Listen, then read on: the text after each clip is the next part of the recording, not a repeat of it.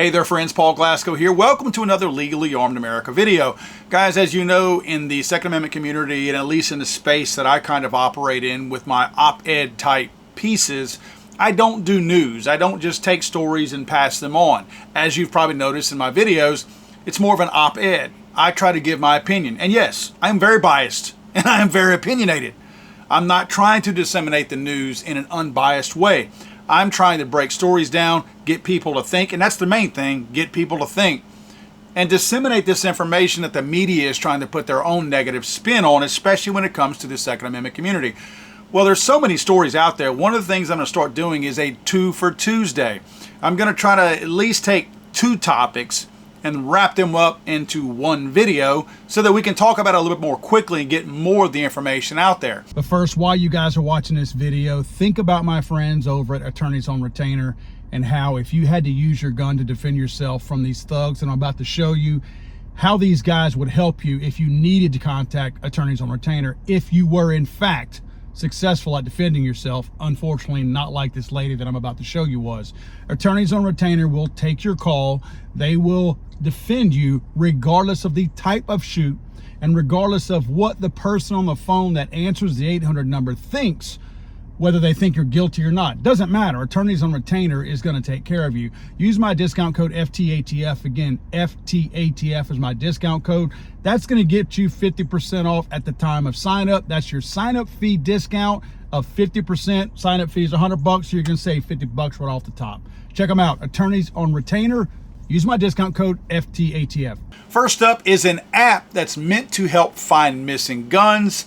It's not really the greatest thing in the world, and this is from a bearingarms.com news story. Carl Lenore grew up in Brooklyn, but now he lives in Prospect. He said the United States has a big problem with lost and stolen guns. According to Gun Leash, there have been more than 215,000 guns stolen or lost this year. I find that hard to believe, but nevertheless, that is in this news story. In 2020, Carl misplaced his own gun. Quote, "I thought I'd lost my gun, and it was very scary because all I kept thinking about was some kids find it and kills his baby brother, and then I'm screwed for the rest of my life. I'll be in and out of court, and this is going to destroy my life." And it was. Look, I grew up in Brooklyn. Very few things rattle me. This rattled me like nothing before the thought of losing a gun. First of all, I want to mention that this guy is in New York, so I would be scared too in the state of New York. However, there are other states this is not as big a deal in. Not saying that it's okay. What I'm saying is I would be scared for my life too misplacing a gun in New York, because you are a bad guy, according to the state of New York, if you misplace your gun or if it even gets stolen from you. Lenore saw a problem and came up with the Gun Leash app and item. Gun Leash is a recently patented device that uses a beacon attached to a firearm and paired to a mobile app. The mobile app runs silently and notifies the gun owner when their weapon is no longer with them. The beacon is a proximity sensor, not a GPS. Proximity sensor is going to be something very similar along the lines of, at least as far as thinking, that the Apple tracking device is. It doesn't use GPS. In many cases, it's going to use proximity to that app. The phone is what's detecting it. Kind of like the lost luggage or lost your phone item or a feature in your iPhone. That's pretty much how this would work, right? It's not using GPS to get the location. It's getting other sources that it's bouncing off of using Wi-Fi and other similar types. And I'm oversimplifying it, obviously. The biggest issue, and I agree, that the author over at bearingarms.com pointed out was that you'll notice that the sensor goes on the bottom of a mag well. First of all, you have to have a mag well that is going to fit on properly, because some mag wells have different types of stamping on the bottom of it, and maybe the glue and adhesive used to stick this to the bottom of your magazine is not going to be sufficient. Also, you'll notice some of them have different types of angles to them. That might not allow for the positive adhesion of this thing on there. You also have to figure that it's going to give a little bit of discomfort to reinstalling your magazine. Now, I'm not trying to poo-poo on the guy's thing here. I think that it's a very noble effort, what he came up with and how he came up with this. So I'm certainly not trying to say, bad guy, that he designed this. I just don't know if what he's trying to do is the right way, because, again, as the author of Bearing Arms also states, this is being affixed to a magazine. if somebody steals the gun, or if you misplace the gun, all they have to do is remove the magazine. It's not like it's hard to find an accompanying magazine for that particular handgun model, unless it's some crazy model that's either really old or hasn't been out for very long. So the chances of you being able to find this, especially if it's stolen, probably pretty slim. They're going to take that magazine out and sling it over the river or into a river somewhere. Now I'm going to say what everybody else is thinking. I don't want anything tying my gun to anybody or anything electronically. We know what the government's intentions are all along. They say it out loud. They want to ban firearms. They have been very vocal, just for those that may be watching this who are not involved in the gun community. The anti-gun people and the anti-gun politicians have been openly vocal, you can Google it, about banning all AR-15s, about requiring a confiscation of them back into the government's hands, which is really weird because the government never possessed them to begin with. They call them gun buybacks, or your boy Small Balls or whatever out in California says that it should be a mandatory gun buyback. Well, all that is we're going to pay you a couple of bucks to confiscate your gun. That's not some noble thing the government's doing. Oh, we're going to give you equal value. No, please. First of all, you're not getting it back. I'm not letting you take it back. I'm not letting you, quote, buy it back. And God knows the little $200 you're trying to give me. Are you kidding me? In most cases, that doesn't pay for, well, in almost all cases, that's not going to pay for the optic on the actual AR-15. But outside of that, I don't want you people having the opportunity to track even my handguns, because you've made it very clear in your more recent wording of legislation that has not passed, by the way, but you guys have shown your hand by including this wording in your legislation that your intent is to ban all semi-automatics, just like the one you see here in the picture, the handgun with this little device attached to the magazine of it. Those are the things that you ultimately are after. You just can't openly say that you're coming for semi-automatic handguns, but that's what you're coming after. So by me buying something that I'm going to willfully attach something to show everybody, oh, I get it. Nobody's going to have access to this, right? Really? I have a big story coming out tomorrow or the next day that is going to really, it's making the hair stand up on the back of my neck right now thinking about it. But yeah, let's not ever worry about the FBI or the ATF subpoenaing the ability to access these records and track down all of these devices. Yeah, we have a new AR-15 or assault weapons ban. We're going to need to access your little app here and see who all puts in there, because I'm sure it's going to have the type, right? I'm sure when you go in there, you're going to have to put your make, model, serial number, all that stuff. It's going to basically be a gun registry that the government doesn't currently own. But you know the government will have access to it at some point. So again, I don't want to, again, poo-poo on this guy's noble efforts of trying to create something that might add to safety. But if he's wanting to retire off of this money on this particular new app and device that he's got, this patent pending thing that goes on the magazines, buddy, I wouldn't start putting the kids through college just yet. Of course, the government's going to forgive all of that debt anyway. But nevertheless, you see what I'm saying. I would not put all my eggs in this basket because I don't see the gun community embracing this very quickly. And I see a lot of things that this could be used more by the feds and by the government and by anti-gun people, a lot more than anybody else. Imagine somebody hacking into this and doing one of these doxing efforts where they post online anonymously all of the gun information, every gun that's in this database, which is going to include serial numbers and likely addresses and full names and phone numbers of everybody that has them. Imagine the wrong person getting a hold of that, even if it's not the federal government. The anti-gun community would have an absolute field day with this information.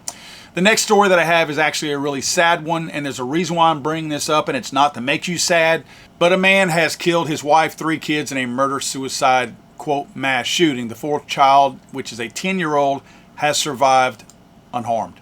Police say they believe Jonathan Candy, 42, became involved in an altercation with his wife, 39-year-old Lindsay Candy, and then shot her multiple times. Candy then systematically went through the house, shooting and killing 3 of their children. 3 that are his own blood. 18-year-old Dylan, 14-year-old Ethan, and 12-year-old Lucas. Police said the children were hunted down. Authorities say they do not know why the 10-year-old was not hurt. The 10-year-old was sleeping during this shooting. What an absolutely horrible, horrible story. And this is also a testament to the fact that we cannot look at trouble in homes and automatically assume is some kind of poverty-stricken home or something like this. Look at the neighborhood they live in. Upscale-looking neighborhood to me, upper middle class. All families have problems, right? It doesn't matter how much money you have. It doesn't matter what neighborhood you live in. It doesn't matter what school you go to, what daddy's job is. None of that matters. There's real world problems that exist in every single class or society level out there. The thing that is going to aggravate me more than anything is this is another one, and I have to keep shining a light on this. This is another case that is simply going to get lost into the whole mass shooting case when this is not a mass shooting. This is a domestic shooting. You guys know that I am accurately and correctly breaking down the quote mass shooting numbers into confrontation shootings, domestic shootings, and what? Conflict shootings. The conflict shootings being the ones that are the mass amount of numbers, the huge amount of numbers. We're talking about 90% of the numbers are gang-related, conflict-related, where people knew each other, had a beef with one another, fight broke out, sort of shooting at each other. That's where most of the shootings are. While we can't disregard those, we know that that's not a danger to us because I'm not going to be, again, as I always state, at tennis courts at 2 a.m. in the morning, downtown in a crappy part of town in a big city. It's no threat to me. I'll never be there. This domestic type shooting, it's also not a threat to us. This is a home. This guy was not looking to go kill his neighbors. He was not looking to indiscriminately kill people randomly. He specifically took out his wife and his own children and himself, likely because he couldn't stand. I'm going to tell you where psychologically a lot of this is. They can't stand to live with themselves after they've killed the wife. They've just killed the mother of their kids, so they want to kill the kids too because they don't want the kids to live knowing that daddy killed mommy. Again, I don't know why the 10-year-old was left.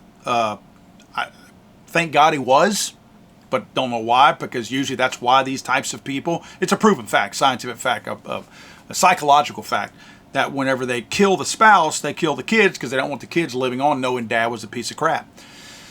So it's just an unfortunate thing, but I have to make the point that this killer was not looking to kill me. I could have been the guy delivering mail at the house and he probably wouldn't have tried to shoot me. That's not what his goal was. It wasn't to indiscriminately shoot people. All these numbers in this domestic shooting and these conflict type shootings all get piled into one bucket to inflate and make one big number so that most of us look at it and go, oh my God, it's another mass shooting. When this shooting, along with all the gang-related type shootings that we talk about, would not have affected any of us. So 90, and really more than that now, because as the year goes on, fewer and fewer. We've had one mass shooting. We're 4 months into the year already, and we had a mass shooting, an actual mass shooting on the 4th day of the year, January 4th. That was a legitimate, actual, quote, mass shooting, a rampage killing, as I call them. And that was the only one. 4th day of the year. And again, we're 4 months in, have not had another one since then. But the media takes the gun violence archives numbers and uses them, even though they just recreated their own category. They call a mass shooting, they redefined it into what they wanted. 4 or more people shot or killed. So 4 people could be shot in the big toe, and that's a mass shooting. I'm not joking. I'm making light of that stupidity, but I'm not joking. 4 people have their pinky toes shot off. We had a mass shooting today. Yeah. That's the stupidity of it. Nobody's looking at the causes. Nobody's looking at what really took place. The context of what's happening does matter. The type of situation, the environment that existed, why the person did it, all that matters. The why is important. For us to throw all these into one bucket means that we've given up and we're not going to try to figure out any of this, which means we can never, ever solve it. What a horrible situation. My heart definitely goes out for the mother of these babies and to 18-year-old Dylan, 14-year-old Ethan, and 12-year-old Lucas in this senseless act of domestic violence. Guys, if you don't mind, please like, subscribe, share. Make sure you're subscribed because YouTube is pulling subs from my account once again. Over the last week, there's days when I actually saw a negative number. Maybe, of course, people might not like some of my videos. I'm probably going to be putting a t-shirt out soon that's hashtag hurt feelings, because I do believe I hurt a few people's feelings with my videos sometimes, and it causes some unsubscribes. Of course, the people that say they're going to unsubscribe never unsubscribe. They get mad about something that I say in my video. Well, I'm going to unsubscribe. And then for a week, they continue to comment on my videos. So I know they're not going anywhere. If you're going to threaten to unsubscribe, just get the hell out of here and please unsubscribe. I mean, nobody's going to miss you, right? But you can't pull yourself away. I know how those people are. So please do me a favor and make sure you are subscribed. And please like and share the videos if you guys don't mind. See you guys tomorrow. I have a really big story that I'm working on. It's taken a little bit of research, but it is super interesting, and I think it's going to have ripple effects in the gun community as well as many other communities out there. It's going to reflect more and more on what we see daily of government overreach and intrusion into our lives, and this one here is a scary one, I got to tell you. God save the Queen, man. I'm sorry, I thought this was America.